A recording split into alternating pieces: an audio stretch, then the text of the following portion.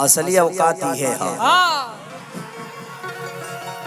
हो तो इंसान खाली पहने लगे लोग के तनी नीमन लगे, लेकिन प्यार करने वालों के लिए कपड़े की जरूरत नहीं होती है। मुझे लगता है कि खेसारी को आप लोग अपने मनोरंजन से जानते हैं कि पन्नवा से पातरी फूलवा से नाजो, अरे हई मोर माई महारानिया रे।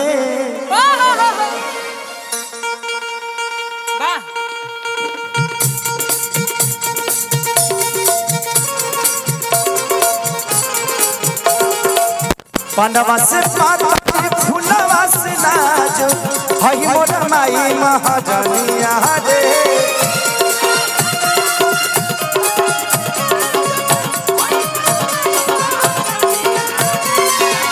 पन्नवा से पातरी फूलवा से नाजो, हई मोर माई महारानिया रे। अब तारी घरे मोर ससुरे बहिनिया, नजरी न लई है दैनिया रे। अब तारी घरे मोर ससुरे बहिनिया,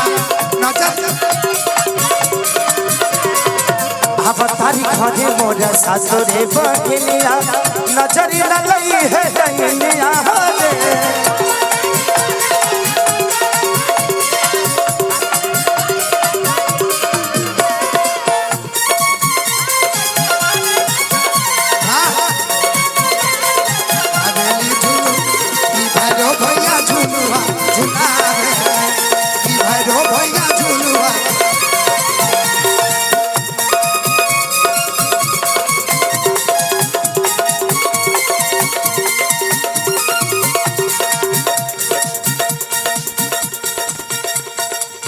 कोहरू के घरवा से कलशा मंगाई,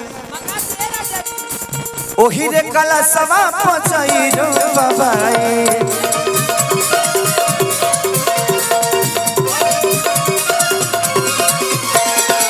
कोहरू के घरवा से कलशा मंगाई, ओही रे कलशवा पचैरो बाबाई।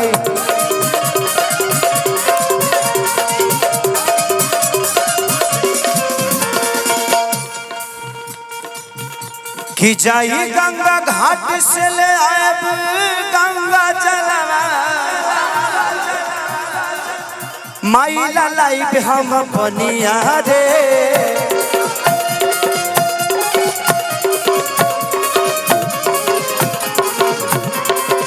ओ हीरे घाटवा से लाइब गंगा जलवा, माइला लाइब हम बनिया रे।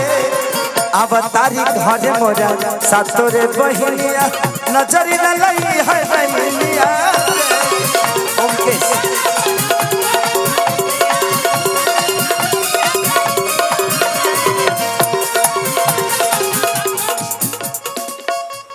रुकल दुगो रुपया आइल बा, का बेचैनी में रहत रहल।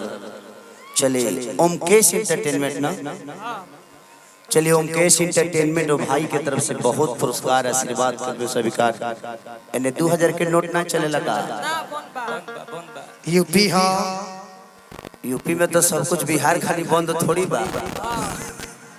बिहार में नो प्रॉब्लम बा जी, यूपी में आइले के बाद कौन सी प्रॉब्लम? यूपी में तो सब खुलले बा।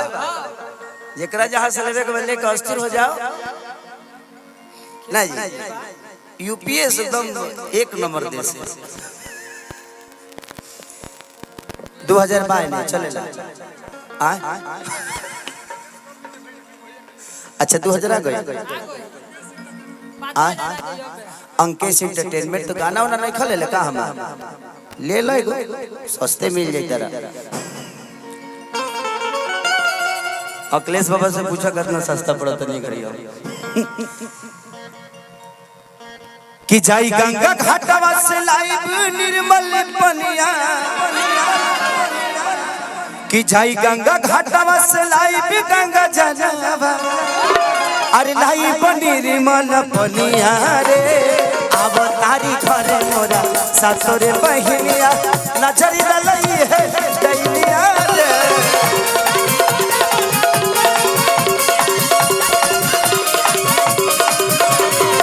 अब तारी घरे मोरा ससुरे बहिनिया, नजरी न लई है दैनिया रे।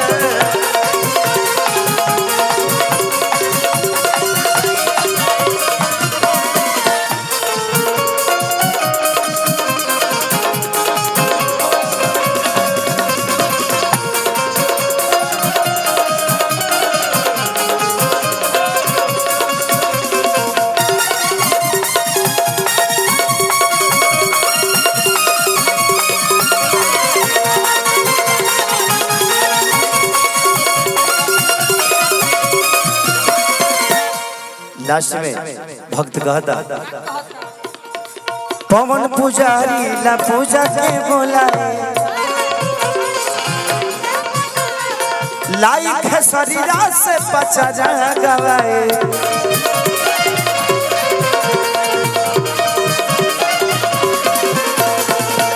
किधर है? अरे अरे आइए नरेंद्र भैया, हमारे देवरिया डिस्ट्रिक्ट से ही है नरेंद्र भैया। इनका कार्य बहुत पहले बहुत पहले भारतीय कैसेट में मैं जब वहां पे मैं झाड़ू पोछा करता था तभी ये स्टार था और आज भी हमारे दिल में स्टार है। दुनिया के लिए क्या ये मायने नहीं रखते।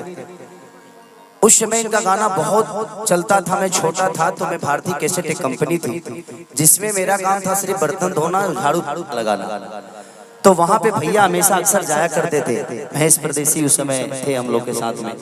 तो दिल से प्रणाम कि भैया आज आप इस कार्यक्रम में हैं और मैं चाहूंगा कि एक कलाकार होने के नाते एक जोरदार आप अपने जिला के उस व्यक्ति के लिए बजाइए जो धरोहर है आप सबके लिए। Thank you.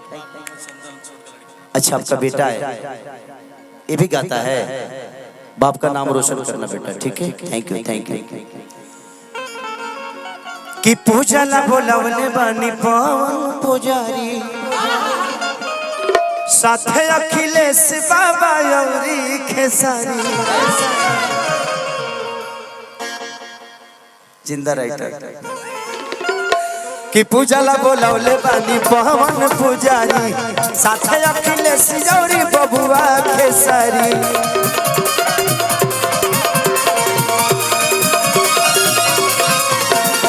साथे अखिलेश बाबा यौरी खेसारी।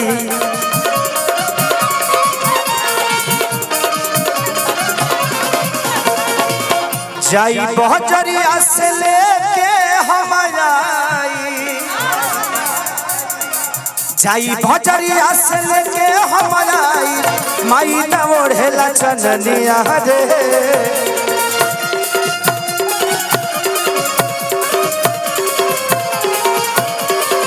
जाई बहजरिया से लेके हम आई माई न ओढ़ेला चननिया रे।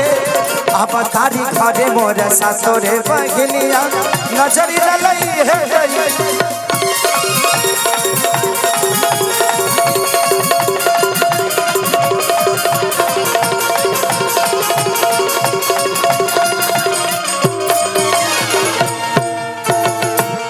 वाह वाह। आज धनंजय जी की तरफ से भाई बहुत उम्दा सुनता हूँ मैं, बड़ा अच्छा गाते हैं आप। कि नवजीहा वैद क्या जाने मुझे दिल की बीमारी, मुझे दिल की बीमारी है, हाँ मुझे दिल की बीमारी है। बड़ा प्यारा गाते हैं। थैंक यू भैया। और ईश्वर करे कि ऐसे ही आप हमेशा दुनिया के दिल पे राज करे, मेरी शुभकामना है। चले देखा उधर देखिए, ये दुनिया में हमने के देवता बहुत ज्यादा बड़े। हिंदू समाज में देवता इतना बड़े कि अगर बारी बारी अगर हमने के बुलाए जाना तो पूरा जीवन बीत जाए, तब हमने के देवता कम ना हुई है। उलाइबे करी उलो रहबे करी। आज भी हमने के माता बहन बेटी कितना सलीलता से जब माई के दरबार में जाली तो पूजे ली आ गीत गावे। किनी मिया के दाढ़ाइया अरे लाली गिलो रावा की झूली रे झूली ना तमाइया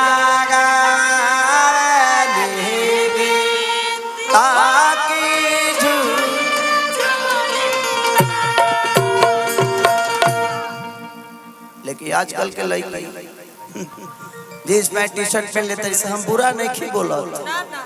यूट्यूब के जमाना में भाई के कहां से कौन चीज काट के हमारे के गलत साबित कर दी हम नहीं जाना।